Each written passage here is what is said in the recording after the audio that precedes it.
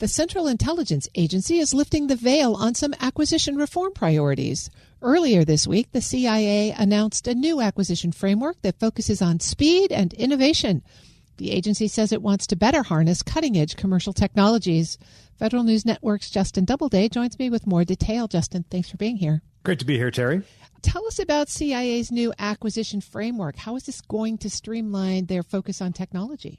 Yeah, the goal here for the CIA is all about speed and really tightening the partnership between the CIA and America's private sector. You know, this is not a new priority for the CIA necessarily, but what is new here is they're saying that essentially all acquisitions are now all about speed and really reducing the time between when the CIA defines a mission requirement and when new tech receives operating authority. So that's something that we've heard a lot about in the Defense Department space, kind of speeding up that time to meet the requirement and getting tech in the hands of operators a lot faster. You have to go back to CIA Director John Ratcliffe's testimony during his confirmation hearing last January.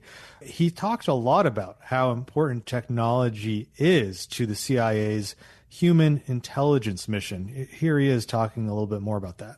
As a target, technology is more important than ever, whether it's understanding our adversaries' capability in AI and quantum computing, or their developments in hypersonics and emerging space technologies, or their innovations in counterintelligence and surveillance. The recent creation of the agency's Transnational and Technology Mission Center was an acknowledgement of that fact. But much more has to be done because our adversaries, and one in particular that I will discuss now, understand that the nation who wins the race of emerging technologies of today will dominate the world of tomorrow. And Terry, just to clarify, you might have guessed the adversary he was about to talk about was China, and that is certainly driving a lot of the CIA's competitive efforts on technology here. Justin, it's one thing to say you want speed. It's another to actually get it. Are there institutional, organizational challenges to what the CIA says it wants to do? Yeah, well, a lot of what you saw the CIA come out with this week was a push to streamline processes. And so in that vein, the CIA is like a lot of other federal agencies. They're struggling with old acquisition processes, old acquisition frameworks that were built in the 70s, 80s, 90s, and they don't really keep up with the tech of today. And so what the CIA is doing is moving to things like centralized vendor vetting, where they'll have a centralized kind of aspect to vetting vendors for security, for performance, and being able to share that across the agency. Streamlined IT authorization processes, streamlining the cybersecurity reviews that vendors have to go through. That's a huge emphasis across the federal government and certainly at the CIA as well. And the CIA has also brought in a Defense Advanced Research Projects Agency official to lead this procurement overhaul. Effie Fraggio-Giannis has just joined the CIA from DARPA in November. She's now the chief procurement executive. She's bringing over that experience from DARPA, where they obviously go after these leap-ahead technologies, often using these novel procurement authorities that DARPA has, competition authorities, things like that. So that's a pretty interesting detail there in terms of who will be leading this effort. What are some of the key technologies that CIA says it's interested in? Yeah, CIA Deputy Director Michael Ellis gave us a statement that detailed a little bit about that. They want to enter into a range of commercial partnerships ranging from startups to industry leaders in areas like artificial intelligence, biotechnology, financial technology, and microelectronics. So those are kind of some of the five big ones. Quantum computing, definitely another big one for the CIA. I think you heard Director John Ratcliffe talk about that during his those remarks from his confirmation hearing. So essentially, these technologies that are really being driven by the commercial sector now, by and large, whereas before, decades ago, it was the government driving a lot of these really important military and intelligence technologies. Now it's the commercial sector, and the CIA wants to deepen those partnerships to take advantage of those technology advancements. How does this new approach from the CIA align with what other federal agencies are trying to do on acquisition? Yeah, well, you go to the Defense Department, where just last fall, Defense Secretary Pete Hegseth put out their big acquisition system shakeup and started putting more of an emphasis on speed, which is really at the center of that effort as well. There's also the federal acquisition overhaul that's happening out of GSA and OMB. So really across the board, you're seeing agencies focus on streamlining federal acquisition regulations, speeding up the procurement process, and really emphasizing speed at the center of all that they do, along with commercial technologies like AI. As the CIA moves forward with this approach, what should we be watching for next? Yeah, no surprise the CIA doesn't give a ton of detail on what they're interested in or what they're doing, but I would be interested to see whether they have any sort of industry-type days or put out requests for information or just open up the aperture a little bit, since they want to work with commercial companies here instead of, the kind of typical classified contractors. And then there's also a provision in the 2026 Intelligence Authorization Act that requires the intelligence community to establish a strategy to acquire and integrate emerging technologies that meet mission needs. So that strategy, that IC-wide strategy, will be interesting to see if that comes out and what it says. It really will be interesting to watch how they balance speed and security. Yeah, that's always the big challenge in the intelligence community. And it remains to be seen whether they can strike that balance. That's Federal News Network's Justin Doubleday. Justin, thanks for the story. Thanks, Terry. You can find the full story at federalnewsnetwork.com. Sean O'Keefe, former Navy Secretary, NASA Administrator, and senior leader across multiple presidential administrations, reflects on the principles that shaped his long federal career. In this episode of Lessons in Leadership, he joined Shane Canfield, CEO of WEPA, to discuss motivating teams through uncertainty, leading across agencies, and staying rooted in mission during times of public scrutiny and change. Hello, and welcome to the Lessons in Leadership podcast. I'm your host, Shane Canfield, CEO of WEPA. Today, I'm honored to be joined by Sean O'Keefe, former NASA Administrator, former Deputy Director of the Office of Management and Budget, former Secretary of the Navy, former Comptroller and CFO of the Defense Department, and Professor Emeritus at Syracuse University's Maxwell School of Public Affairs. Welcome, and thank you for joining. Well, thank you, Shane. Delight to be with you. Appreciate it very much. What first drew you into public service, and when was it evident to you that leadership was an important part of the roles you played? Well, I grew up around the public service. My dad was a career naval officer. He was a submariner, and we lived all over the place throughout the country. And as a result, I got an up close and personal understanding through him, as well as through all the folks he associated with and the environments he was working in, just what the extraordinary value is of public service and what is it that would motivate people to want to be engaged in it and to be really involving themselves in what is something larger than themselves. And the only place that is really formulated properly is within the public sector and the public service.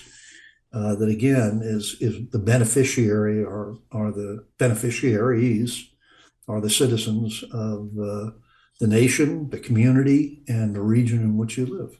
Did you think about leadership early on, saying, I need to be a great leader, and therefore I'm going to learn how to do it, or did you just naturally evolve into it? Any thoughts on that?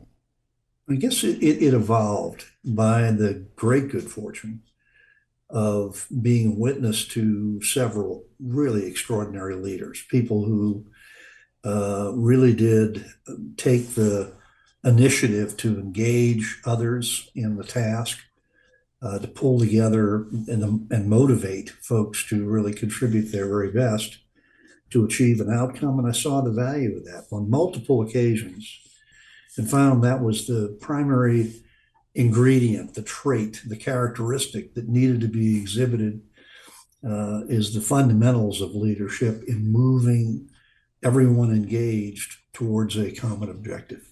You have served under several presidents. Can you talk a little bit about that? What were there challenges to overcome, or were you away from politics so you didn't get? Talk about that a little bit. How does it differ as you serve through a transition, or does leadership stay the same? Oh no, it's quite, it's really critically important in transition cases, to be sure. But the two presidents that I served in their administrations were President George H.W. Bush and President George W. Bush in two different eras, obviously. But as a consequence, that was the closest I came to understanding the nature of the individuals who were in that ultimate leadership capacity, and their capability to motivate. Both of them are just extraordinarily inspiring people who motivated everybody to be part of the solution. But most importantly, they also had a capacity of really designating what needed to be done. And you knew that they were perfectly prepared to do it themselves. And that made the task that much more achievable. There were several different circumstances, and understanding what the objectives of the senior leadership are all about. You've worked for different kinds of organizations, political administrations, and then government departments, agencies, and then private sector, and now academia. How does that affect your leadership style? Or do you find that leadership, the core tenets of leadership, are applicable no matter what the organization you find yourself in and having to lead? It doesn't matter where you are, that the core leadership characteristics are the same? Are they different? Are you adapting? Well, there's a common myth in my judgment, and I'm probably the minority view of this in the academic field of public management. That common myth is that you can't apply the same principles in the public sector that you do in the private sector. Yeah. I never found that to be an impediment. Okay. It was always a circumstance where, strategy, the focus on the talent, people engaged, the process to going through decision making, the integrity imperative that must be there in order to demonstrate the absolute conviction of what's intended here, as well as the moral standing of what it is you're attempting to achieve. All those factors are very much the same. It's going to have its nuances, and there are very distinctive, differentiators within those organizations and those sectors. But at the same time, those basic principles, those tenets, foundations of what make up organizations and organization theory, in so many ways are fundamentally the same. And how you employ those may be slightly nuanced to match the condition, but they all are imperative in the same direction. A little bit of a different direction. You were part of the very first cohort of what is now Presidential Management Intern Program, later became the Presidential Management Fellows Program. What did that early experience teach you about leading within government? The Presidential Management Intern Program, as it started, was designed for just that purpose: a focus on public management, a focus on implementation. And its evolution over time has been extraordinary. It mystifies me why that has been the subject now of an executive order that has dismantled it. And it's absolutely unconscionable, given the nature of the hundreds, thousands of people who've moved through that program in the course of the last nearly 50 years, that have gone on in some cases to be senior executives within the federal government, and in other cases, they've moved on to other kinds of pursuits. But even with that, even for those who have left the service, they walked away with an appreciation of what public service is all about, why it matters, and why this is so critical to get it right because by and large, the reason why these functions are delegated to the public sector is because no one else can do it. Usually that's the case.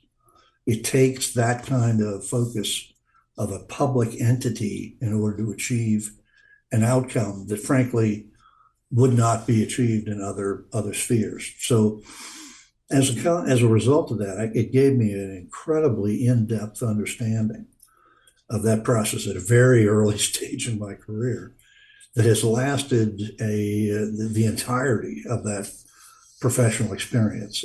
A closing question: who has influenced your leadership style, and what about their example stays with you? And that question can be cast broadly. So, inside government, outside government, perhaps not government at all, somebody that you've met, reported to, been mentored by, a broad net. But when you think about broadly, when you think about who has influenced you, who comes to mind? I would have to say that the number one, hands down, greatest influence during the course of my life was my dad. He was an engineer, so everything was a calculated risk. I think I was probably 25 before I realized the answer was not to be found for everything in a slide rule, but that was his bent and his mindset. And he taught me how to think critically. And it really was one of the most extraordinary attributes. And he was an inspiring parent and mentor in so many ways. And all the different things I've done throughout the course of his life, I had the opportunity through much of it to be able to consult with him on a variety of things, and always walked away with a more informed perspective. Dad was an extraordinary public servant in his own right. Well, Sean, thank you very much for sharing your insights and experiences. It has been a pleasure talking. I'm delighted to be with you, Shane. Thank you so much for doing this. And this is Shane Canfield, CEO of WEPA, reminding you to empower your team and embrace challenges. Until the next time on Lessons in Leadership. Find the full podcast and future episodes of Lessons in Leadership on the Federal News Network app and anywhere you enjoy your podcasts.